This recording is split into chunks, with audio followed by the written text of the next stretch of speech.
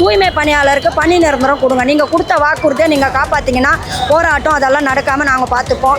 நீங்கள் இறங்குனீங்கன்னா நாங்களும் அடிமட்டத்தில் இறங்கிடுவோம். விஜயை செய்யணும். விஜய் அவரை நாங்கள் அண்ணனா எங்களுக்கு செய்வாருன்னு தான் நாங்கள் ஓட்டு போட்டிருக்கோம். அந்த நம்பிக்கை அவர் காப்பாற்றும். ஜோசப் விஜய் வந்ததே எங்களால் தான், ராம்கியால் கிடையாது, அவங்களால கார்பரேட்டர் ஓனர்களால் கிடையாது. வரும்போது ஒரு வாக்கை கொடுக்குறீங்க, அதுக்கப்புறம் உங்களுடைய வேலையை நீங்கள் காட்டுறீங்க. அது எப்படி சாத்தியமாகும்? நீங்கள் பிரச்சாரமே பண்ணாமல் எந்த இதுவும் பண்ணாமல் 2 வாக்குறுதி சிலிண்டரும் வேணாம், எங்களுக்கு எதுவுமே வேணாம், எங்களுக்கு பண்ணி நிறந்தோம் போதுமான ஊதியத்தை கொடுத்தாலே எங்கள் வாழ்க்கையை நாங்கள் வாழ்ந்துக்க முடியும். கார்பரேட்டர் ஓனருக்கு போய் சந்தித்து பேசுகிறீங்க, தூய்மை பணியாளர் இத்தனை பேர் கஷ்டத்தில் இருக்கிறாங்க அப்படின்னு சொல்லி. ஆட்சி மாற்றம் வந்ததே எதுக்காக? பெரிய பெரிய கம்பெனிலலாம் வாரம் விடுமுறை இருக்குது, சின்ன சும்மா ஒரு வீட்டு வேலைக்கு போனால் கூட ஏதாவது ஒரு இது இருக்குது. ஆனால் எங்கள் தூய்மை பணியாளர் சென்னையை தூய்மை பண்ணுற எங்களுக்கு ஒரு இது கூட கிடையாது. நாங்கள்லாம் போட்ட ஓட்டு தான். இப்போ நீங்கள் ஜோசப் விஜய் அவர்கள் வந்து இன்றைக்கி முதலமைச்சராக உட்காந்துருக்காரு. போராட்டம் தொடரணுன்னாலும் ஜோசப் அவர்கள் விஜய் அவர்கள்கிட்ட தான் இருக்குது. தொடர் போராட்டம் ஆட்சி மாறினாலும் ஆட்சி மாறல, போராட்டம் எப்போ ஓயும்? உங்கள் கோரிக்கை எப்போ நிறைவேறும்? நாங்கள் பணி நிரந்தரம் வாங்குற வரைக்கும், போன ஆட்சியிலேயே எங்களுக்கு பணி நிரந்தரம் பண்ணுறேன்னு சொன்னாங்க, அவங்க பண்ணல. 4.5 வருஷம் வரைக்கும் எதுவுமே பண்ணல. எங்களை வேலையை விட்டு தூக்கிட்டாங்க. 1/8/2025 எங்களை வேலையை விட்டு தூக்கினாங்க. அப்புறம் பல போராட்டம் பண்ணி அப்புறம் மறுபடியும் அமைச்சர் தான் இந்த வேலையில் வச்சார். அவங்க காப்பாற்ற வாக்கை இவங்க காப்பாற்றுறோம். இவர் என்ன சொல்லியிருக்காருன்னா 5 வருஷத்துக்கு மேலே வேலை செஞ்சால் அவங்களுக்கு பணி நிரந்தரம் பண்ணுவேன்னு சொல்கிறாங்க. இப்போ என்னன்றாங்கன்னா இது சாத்தியமா அப்படின்றாங்க. சாத்தியம் எப்படி ஆகாது? சென்னையில் பிறந்து சென்னையில் வந்தவங்களுக்கு பணி நிரந்தரம் இல்லைன்னா எப்படி? நீங்கள் வந்து கான்ட்ராக்ட் ஆளுங்களுக்கு தான் சாதகமாக போகிறீங்க. கார்பரேட்டர் ஓனருக்கு போய் சந்தித்து பேசுகிறீங்க, தூய்மை பணியாளர் இத்தனை பேர் கஷ்டத்தில் இருக்கிறாங்க அப்படின்னு சொல்லி. ஆட்சி மாற்றம் வந்ததே எதுக்காக? தூய்மை பணியாளருக்கும் இருக்கிற நாட்டு மக்களுக்கெல்லாம் நல்லது செய்வீங்க, ஒரு மாற்றத்தை உண்டு பண்ணுவீங்கன்றது தான் நாங்கள் மாற்றத்தை வர வச்சோம். நாங்கள்லாம் போட்ட ஓட்டு தான். இப்போ நீங்கள் ஜோசப் விஜய் அவர்கள் வந்து இன்றைக்கி முதலமைச்சராக உட்காந்துருக்காரு. அவர் அந்த கவனத்துக்கு கொண்டு தூய்மை பணியாளர்கள் எங்கள் போராட்டத்தை தொடராமல் பார்த்துக்கணுன்னா அவர் கையில் தான் இருக்குது. அப்படி இல்லைன்னா லாபத்துக்காக ஜெயலலிதா ஆட்சி காலத்திலேருந்து உங்களுக்கு இந்த பிரச்சனை இருந்துகிட்டு இருக்கு. ரொம்ப காலமாக அவங்களும் பண்ணுறேன்னாங்க, பண்ணல. அப்போ ஆட்சி மாற்றம் ஏற்பட்டது. தொடர்ச்சியாக இப்போ மறுபடியும் ஆட்சி மாற்றம் ஏற்பட்டு இந்த கார்பரேட்டுக்கு சாதகமாக இருக்கணும், அமைச்சர்களுக்கு வருவாய் வரணும், அந்த நோக்கத்தோடவே செயல்படுது. ஆமாம், கார்பரேட்டருக்கு உண்மையாக இருக்கணும். ஜனங்களுக்கு ஓட்டு போட்ட பொதுமக்களுக்கு உண்மை கிடையாது. கார்பரேட்டருக்கு துணையாக போகணும், எதிர்த்து தனியார் மையத்தை உள்ளே கொண்டு வரணும். லாபம் சம்பாதிக்கிறதுக்கு தான் யார் வேணாலும் பார்க்குறாங்க. கஷ்டப்படுற தொழிலாளிகளை யாரும் பார்க்குறதில்ல. நாங்கள் தொழிற்சங்கத்தில் இருக்கிறோம். என்ன வேணாலும் போராட்டம் தொடரணுன்னாலும் ஜோசப் அவர்கள் விஜய் அவர்கள்கிட்ட தான் இருக்குது. நாங்கள் இதோட எங்களுக்கு பணி நிரந்தரம் கொடுத்தா நாங்களும் அமைதியாக போவோம். இது வரைக்கும் கழிப்பறை கேட்டிருக்கோம். வார்டுக்குள்ளே கழிப்பறை கிடையாது, ஓய்வறை கிடையாது, வாட விடுமுறை கிடையாது. லேடிஸ் ஒரு பிரச்சனை வந்துச்சுன்னா அதுக்கு பர்மிஷன் கிடையாது. அப்படியே ஒரு ஸ்டமக் பெயின் வந்தால் வேலை செஞ்சு தான் ஆகணும்னு சொல்கிறாங்க. இந்த சாப்பாடு கொடுக்குறாங்க, அந்த சாப்பாடு எதுவுமே நல்லா இல்லை. சாப்பாடு குழஞ்சி போயிருக்குது, யாருமே சாப்பிட்றதில்ல, எல்லாம் வேஸ்ட்டாக தான் கீழே கொட்டுறாங்க. அதுக்கு பதிலாக எங்களுக்கு சம்பளத்தை ஒரு நாளைக்கு இவ்வளோன்னு சொல்லி எங்களுக்கு செட்டில் பண்ணுங்கள், மாத சம்பளத்தில் போடுங்க, நாங்கள் வாங்கி கடையில் சாப்பிட்டுக்குறோம். நீங்கள் எடுத்துகிட்டு வர சாப்பாடு எடுத்து அந்த சைடு வைக்கிறாங்க, அது பரிமாறத்துக்கு கூட ஆள் கிடையாது.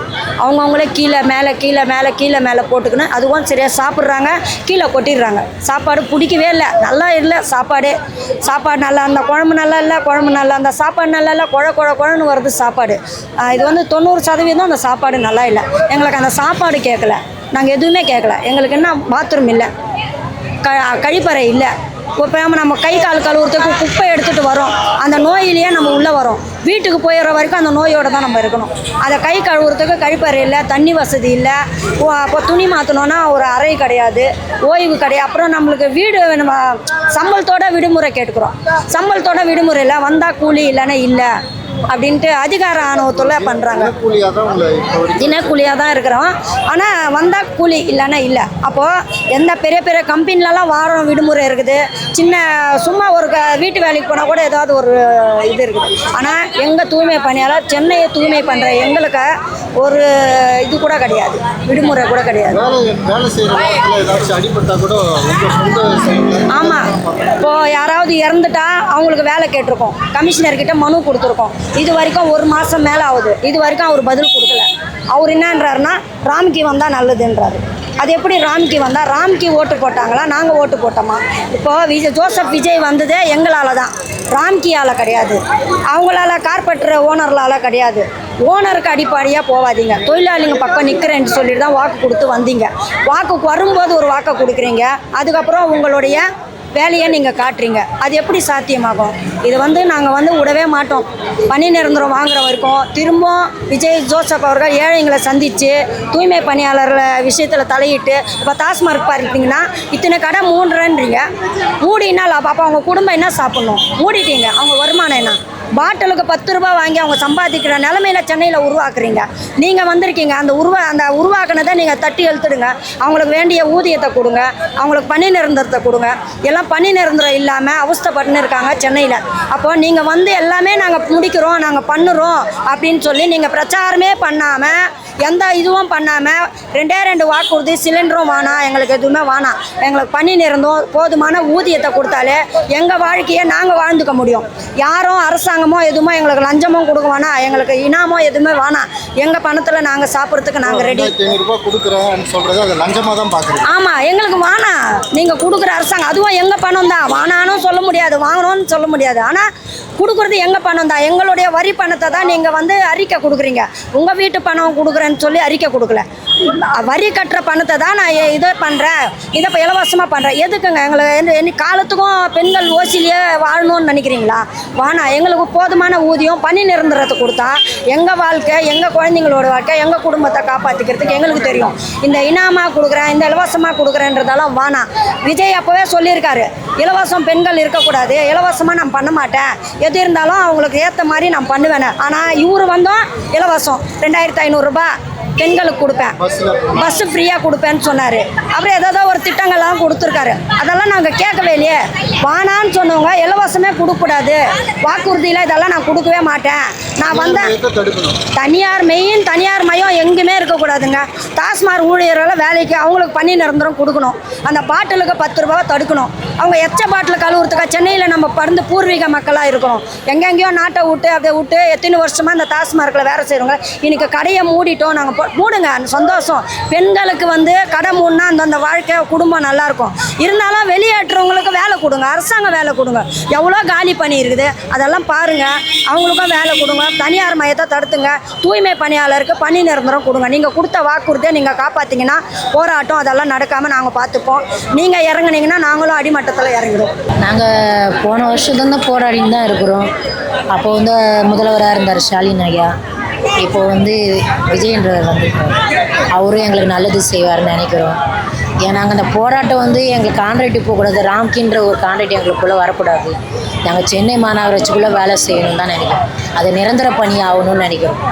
அது எங்களுக்கு விஜய் ஆனால் அதை செஞ்சு கொடுக்கணும்னு போராட்டம். இப்போ இருக்கிற முதல்வரும் நகராட்சியில் இருக்கிற ஒரு சில நகராட்சியில் தனியார் மயம் ஆக்கணும் தானே, தனியார் கொடுக்கணும், ராம்கிக்கு கொடுக்கணும்.